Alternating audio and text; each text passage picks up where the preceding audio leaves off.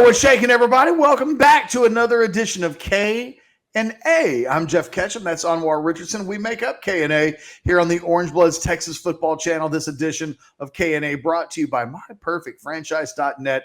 Contact Andy over at MyPerfectFranchise.net and let him help you start living the dream. He can help you start your own business, your own franchise, and you can start living the life in terms of what you do for a living that you've always wanted to. Today, it's time to get back on that horse, Anwar, and we're talking about Bijan Robinson versus Deuce Vaughn as Texas gets ready to go on the road and play a very good Kansas State team.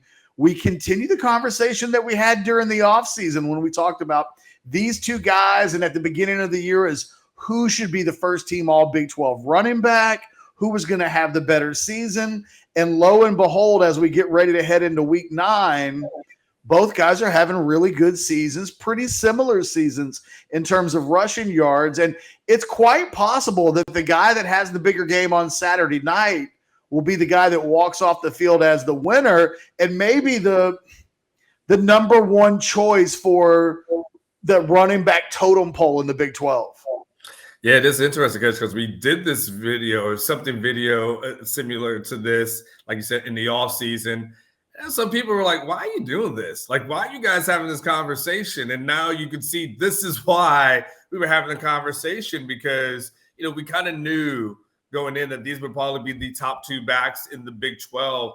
And when we go into an important game versus Texas, versus Kansas State on the road, to your point, Ketch, this might be the thing that determines the success, of this team, or at least the winning team is concerned. This is where Texas is coming off a game. It's only been 2 weeks ago where, hey, they didn't have a ton of success in the passing game. And so if you're Steve Sarkisian, you got to say, all right, man, let me just not overthink this. I've got Bijan Robinson here. He is a future NFL player, potential, more than likely future first-round draft pick. That's okay. We might just have to give it to him 30 times and see what happens. And if you are, Kansas State and you've got a guy like Deuce, and depending on what happens with Adrian Martinez, that makes up your rushing attack, right, Ketch? So if that battle, what they end up doing is going to be so fascinating, so interesting. But you are correct. When you start talking about how close this is, how about 920 rushing yards for Bijan, 902 for Deuce. So you're going to talk about an 18-yard difference in 8 games. The biggest difference is the touchdowns, Ketch, which is Bijan has 11 versus Deuce at 5. But both of them, Ketch, Bijan's averaging 115 yards per game. Deuce is at 112 yards per game. I mean, it's about as even of a matchup that we probably have seen as far from running back perspective in a long time. Yeah, and they're 1-2 in all-purpose yards, too, when you include the receiving game.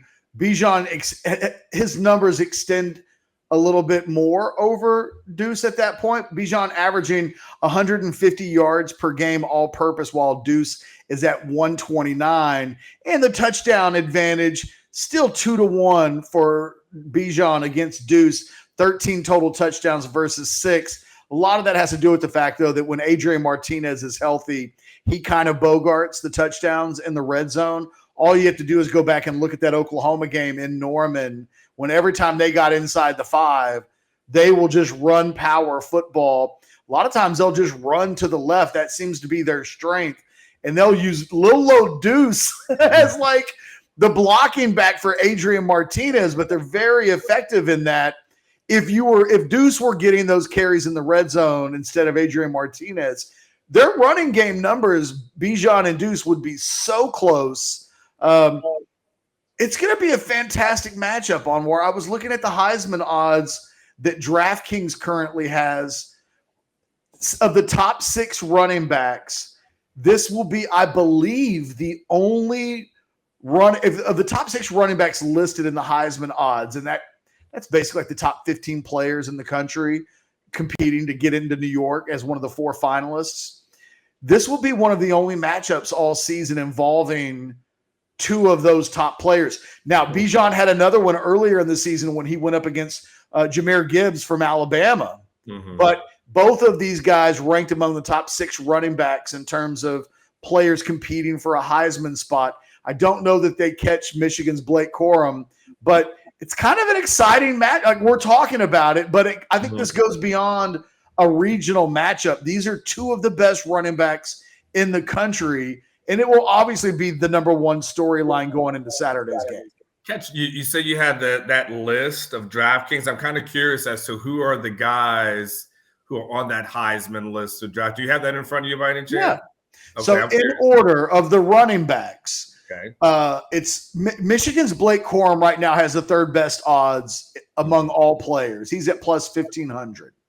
Then you drop down and you go to, let's see, Jahmyr. Hold on, I got it right here. You had Jahmyr Gibbs. I just had it right in front of me. So here we go. Illinois running back Chase Brown has the second best running back odds at plus 4,000. Then you've got Jahmyr Gibbs at plus 5,000. Then you've got Clemson running back Will Shipley, who's a good player, but does not deserve to be spoken in the same breath as Deuce Vaughn and Bijan Robinson. And it really points to how important winning is to all of this. Then you've got Deuce Vaughn at plus 10,000. And the sixth highest rated running back in the Heisman odds go to Bijan Robinson, who right now is plus 15,000, which is, remember where he was at one point earlier this year? He was like 20-1. Losing undercuts your Heisman campaign significantly. Yeah, because everybody you mentioned has a better record in Texas, right? Yep. So simple as that. Yeah, and so that makes a huge difference, major difference. You got to be, the best player on the best team, or at least one of the best teams. And so if you're not there, that kind of kills your Heisman stuff. And so that's just not going to happen to him. Now, there's still, that being said, that award versus NFL talent, future NFL talent, I know, two totally different things, right? I mean, we've seen plenty of guys win a Heisman that never panned out to do anything in the NFL, so we know what that looks like. But Catch, to me, it's watching this battle for Deuce, who, by the way, you've been high on. By the way, do you think, I was saying, you've always been high on, and made me think of something. You think K-State fans are still mad at you for saying that Deuce should have gone and entertained like NIL offers? Well, yes, they are, because I still hear about it. Like, I'll get the most random Kansas State comments in my mentions on Twitter. But to Kansas State's credit, I probably was wrong on that. My whole point about Deuce Vaughn at the time was that I would, as just a fan of Deuce Vaughn, I said he should have gone into the transfer portal so that he could make more NIL money, but more importantly, position himself at a school where, his platform would be better. He'd be able to play for championships. And as it currently stands, got to give credit where credit is due. Kansas State's competing for a spot in the Big 12 standings right now, for a spot in the Big 12 championship game. The loser of this game is going to be in a bit of a pickle. Texas is out if they lose. At that point, they will have 3 losses in the Big 12 standings if they lose on Saturday night, and they would be behind both Kansas State and Oklahoma State in the pecking order, which will be complicated because I think those are the main 2 teams Texas is competing with to get into the championship game. TCU feels like they've got one foot in the door. Even if TCU were to lose in Austin in a couple of weeks, that would help Texas, but it doesn't really hurt TCU at this point, who is undefeated and has the tiebreaker advantage over both Kansas State and Oklahoma State. But I think that I thought Kansas State wouldn't be good this season, and that Deuce Vaughn would just be wasting a year on a team that isn't worthy of having him on their roster.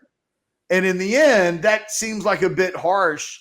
And they've been better than I've thought, and they may very well beat Texas this weekend, which, believe me, if that happens, I will most definitely be hearing it from Kansas State fans. But I'm not so big that I can't say when I'm wrong. I'm like Baby's father in Dirty Dancing.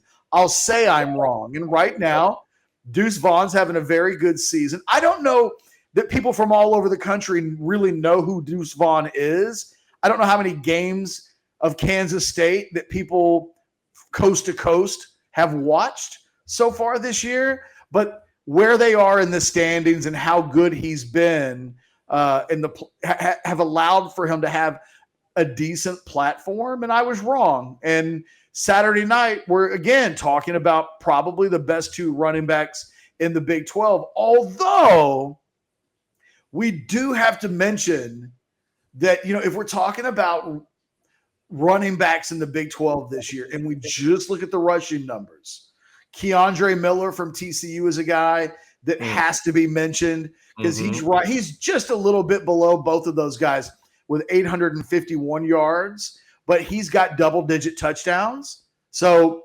Keandre Miller is like, you guys can talk about Deuce Vaughn if you want to, but we beat Kansas State, and I've got more than 2 times as many touchdowns as he does. And Baylor freshman running back Richard Reese is just a little bit behind. He's got like 106 yards or 103, something like that, less yards than Vaughn does. But he also has a dozen touchdowns rushing this season. So it's really a 4-man battle to get into those first 2 slots on the all Big 12 team. Bijan's going to make it. He has that much respect, and I'm sure Deuce will as well. But Keandre Miller and Richard Reese, from a numbers standpoint, are really right there with both of those guys. Yeah, and I'm looking at the numbers here, and you're absolutely, not only you're spot on, and obviously I see you obviously Eric Gray was in the middle there from OU. We'll just mention him to prevent. He has the highest yards per carry of them all, so yeah, you probably should mention him as well. Yeah, just for the sake of your mentions, right? I will just go ahead and throw him in there, just for that sake. So it's interesting, Catch.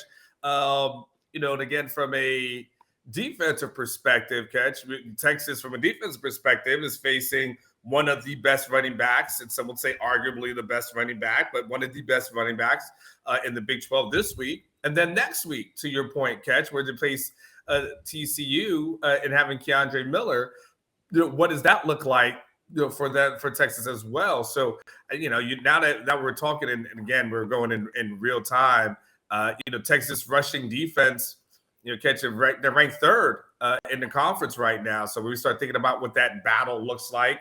They're giving up an average about 121 yards per game. Kansas State, Catch, is around 5th, as far as that is concerned. Now, the big thing will be, and I'm just kind of curious now, I'm going to go to passing defense and see where there's anything that's different here.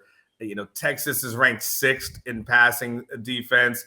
Kansas State overall is ranked 3rd. So trying to see if there was any major advantage, from one side of the ball than another. Looks like Kansas State's pretty solid on both sides. But from a Texas perspective, being able to stop a guy like Deuce, I guess in some ways try to force the pass, kind of seems to be where that thing would be going. You don't want that guy getting off, and starting to have that kind of game, because that becomes really problematic, and hell, Catch, if you're Texas, do you want Will Howard healthy and being the guy in this game? So from a rushing perspective, it's just all about worrying about Deuce and not Agent Martinez, right? Or is there a pick your poison here of a scenario that which quarterback do you want to complement Deuce, where you just know, hey, we're focusing on Deuce?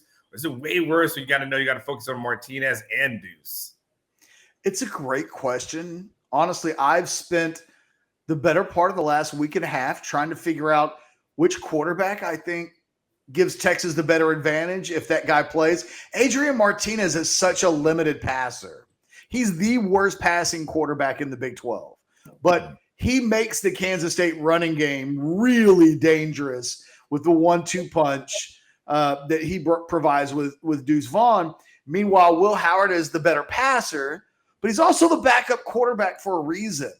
Sure. So I don't know. Like, ultimately, they were so good this weekend against Oklahoma State. That was such a dominant team performance. Yeah.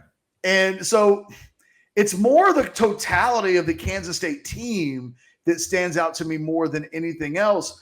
Just a couple of quick other numbers to go along with the ones that you mentioned. So you mentioned the pass defense, where K-State's 3rd and Texas is 6th. But if you look at pass defense efficiency, which I think is the better number, K-State has the best defensive passing efficiency defense in the Big 12.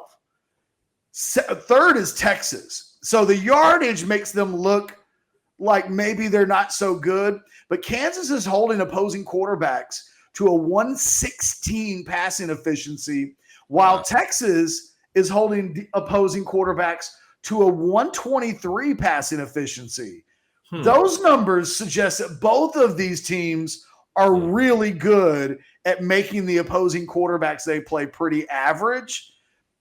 And if you think back, even in the games that Texas has lost, it wasn't Donovan Smith or Spencer Sanders who were just tearing it up. Solid games, but nothing that would make Texas's pass defense look like an absolute joke. Now, same goes for Bryce Young. Yeah, and they did a good job on Bryce Young. Like Bryce Young had, and they've played good quarterbacks. You mentioned Frank Harris is another guy. It's not that Texas's pass defense has been given. They haven't been shooting from the layup line against opposing quarterbacks. However, when we mention the running game numbers in terms of the run defenses, which you mentioned Texas is third and Kansas State is fifth, what's interesting to me is that in four of the final, I'm spitting it out. If you look at the opposing run games that Texas has in the upcoming final 4 weeks of the season, Kansas State is first in running yards per game in the Big 12. TCU is second. Baylor is fourth. Kansas is fifth. Wow. So in terms of that Texas run defense, they've played 10, 9, 8, 7, and 3. But that run defense is really going to be tested in this final month of the season, starting this weekend. Kansas State is the best running game team in the entire conference. What's surprising is that TCU at number 2 has been so good. These next 2 weeks are really going to tell the tale of this Texas season, right? Are they really going to compete for a Big 12 championship game spot, or are they just trying to figure out whether or not they're making plans for the Alamo Bowl or the Texas Bowl? And those are the stakes. They're going to need Bijan to be out of this world good starting this weekend against Kansas State, if it's going to be something bigger than that Texas is playing for in those final 2 weeks of the season against Kansas and Baylor. Yeah, and I think, Catch, when you were talking about a Texas team that we know has historically under Sarkisian struggled on the road, the 1-6 thing is there, and it was the one victory was the TCU win. At this point, and you also add in rather that you saw Quinn, look human, and so you saw that now there's bad tape that's out there that's on Quinn. To me, then at that point, you got to go to your bread and butter. Like there's no need to really overthink it too much. Like you don't have to overthink it. You've got to say to yourself, he's the guy. Like he is our guy. He's that guy that at the end of the day, Catch, if you say you're giving Bijan 30 touches over the next 4 games, so be it. Yeah. So freaking be it. Like it is what it is. Like you treat him like Deontay Foreman to a certain degree, right? Where you're like, this dude ain't coming back, and so we're going to get as much out of him as possible. But with Bijan, and of course you have Rojan and Keelan, so Keelan, so not leaving those guys out, but with Bijan, and we know how good he is, and we know that they could work something out, as far as passing routes are concerned. Like he's a guy that you just tell yourself, like, you got to beat him and take some pressure off your young quarterback. Like we start thinking about things that you need to do, when we talk about having him pass the ball 49 times, probably not what he needs to do at this moment, right? It's especially on the road where we've seen like this team just doesn't travel, but some dedication to the run, even if it's not clicking early, but some dedication to the run, short passes, more simplistic passes, crossing routes, jet sweeps, like the little things that'll help you. And then waiting for Bijan to do what he does, because he can do it. It's just a matter of time, being patient and setting that up. That to me is kind of going to be the key of success for Texas, going forward. Yeah, you mentioned it.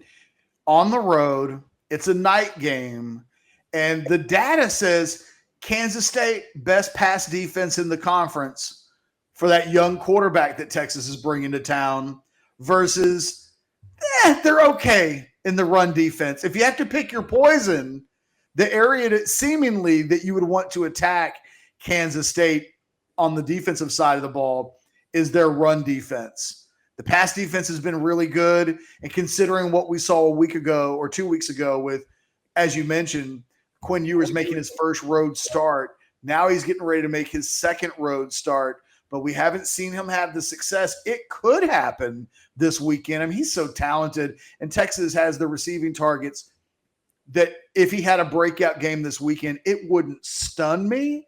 But the data says that's not where you want to make your hay this weekend. The area to attack Kansas State is on the ground and control the clock, control the tempo of the game, and let your best players, Bijan and Roshan, just eat.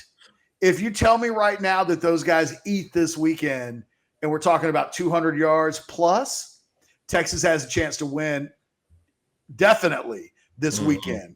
If you tell me they rush for less than 200 yards, I think as a duo, I think at that point you're telling me that Kansas State probably wins this weekend because you may be asking a bit too much of Quinn Ewers at that point against a defense that they may want Quinn Ewers to try to just let it loose. Because I think, you don't get to, at this point in the season, have the number one pass efficiency defense in the Big 12 by accident. We're 2/3 of the way through the season, and this is a Kansas State secondary that leads the Big 12 in interceptions. They've turned other quarterbacks over 11 times through interceptions. They've allowed only 58.2% completion percentage and only 10 touchdowns this season. So they've recorded as a pass defense more interceptions than they've allowed touchdowns, which by comparison, Texas has only allowed 9 touchdowns this season, which is better than Kansas State, but they've only recorded 6 interceptions. So, just some data to soak on as we get ready to go into Saturday's game. To me, this is why you have Bijan. What's the point of having one of the best running backs in the history of your school that when your season is on the line and you go on the road, like you said, turn it loose. If he has 30 carries, that's why you have him. You've had other games where you've been able to lessen some of the wear and tear. Man, your season's on the line. This has to be a week where he has 25 touches. Here's the last thing I do have, and I totally agree with you, Catch. Let me just ask you one last thing. It'll be the last thing for me. Out of curiosity, so we've talked before. We know Bijan's going to get drafted. We feel like Roshan's going to get drafted. Where does Deuce fall as far as NFL is concerned? Do you see him as a guy that's like a day 2-ish, day 3-ish kind of guy? Is he an unrestricted free agent for you because of the size? Like, I'm just kind of curious. Is he more of a specialty guy? What's your thought? Or is he just, is he a good college running back? And which is nothing wrong with that. Just kind of curious, next level. I don't want you to piss off everyone in Manhattan, but just your thoughts. I'm kind of curious. I think Deuce Vaughn's an NFL player. I think he plays in the NFL. I think he has a good career. I don't think he gets drafted high because of the very thing. I think enough tiny guys have had success. He's very Darren Sproles-ish. So the comparisons will be easy to make as a Kansas State running back. There have been other Kansas State running backs similar to him. I think he's probably a 6th or 7th round pick. But I think he's a guy that plays in the NFL and has some success and ends up being a good player. But yeah, I think teams will be fearful of that size, and they'll have questions about whether or not he could be a viable. I mean, you can't really play him on special teams. So he's really a running back only. Yeah. And teams like their backup running backs to be versatile as best as possible. But I think he's going to make it. And I think he's going to be a good player. But I do think I think it's a great question. I do think there will be questions about him by NFL people that Bijan won't have. Yeah. Well, Bijan, Roshan, and to a certain degree, Keelan, right? Because if Keelan can play on special teams, like you can at least count on that. So it'll be big time. That he can play special teams. Yes, like there's enough stuff out there on him where that it was kind of a curious thing for myself as we started to wrap it up. Because I'm looking forward to the battle. Looking forward to one course being there, and of course seeing that battle in person at night. I think if you want to quiet that crowd down, some Bijan runs would be the way to do it. And I think if you're Sarkisian, when you're really looking for catch a signature win. Sark doesn't really have one yet. In order to really pick up a signature win, and I think Kansas State on the road will be a signature win. If you tell me, right now, he finishes with 150, 160 rushing yards, and 2 touchdowns, and maybe 40, 50 receiving yards, and then maybe another touch, something to that effect, or even 60 yards. Then I tell you right now, Texas wins, not a problem. If you tell me Bijan is finishing with 101, 102, something to that effect, and I don't know Texas is having, that kind of success. I think the key to that is, run Bijan, run, let him do the damn thing. I will disagree with you slightly in that I think if Bijan has the type of game that you just outlined, I think Texas is in the game. I don't know that that's a guaranteed win. I think a guaranteed win might be 200 plus yards rushing, 3 or 4 touchdowns. They're going to need some points on Saturday. I think Kansas State's going to have success with their running game and with their offense. And the problem for me is if you tell me that he only has $150, then I think that puts a little bit more pressure on Quinn Ewers. And maybe he comes through with flying colors. I'm not completely dismissing that. But it is a road game. It is at night, and it will be against a Kansas State team that has a lot to play for, and the strength of their defense is in the passing game, defending the pass. I think we're looking at a fourth quarter game. It's a coin flip, and on the road, Texas has had a really hard time winning those coins. They haven't really been coin flips. It's a coin flip in theory, but when you're 1-6 on the road under your head coach, Steve Sarkisian, it's turned into something a little bit less than that. Let us know in the comments section. I'm curious. Let's see some predictions. What do you think Bijan Robinson does? What do you think Deuce Vaughn does? What will it look like on Saturday? Love to see it in the comments section. Give us a thumbs up if you like the video. Subscribe to the channel. Ring the bell. Get notifications. Do all of that stuff. But for myself and Anwar Richardson, at least, I'm going to do a live show tonight. So we got all kinds of stuff going on. Drunk Uncle on Wednesday night. But until next time, we will see you guys later. This was the K&A Show. You guys be good. Later.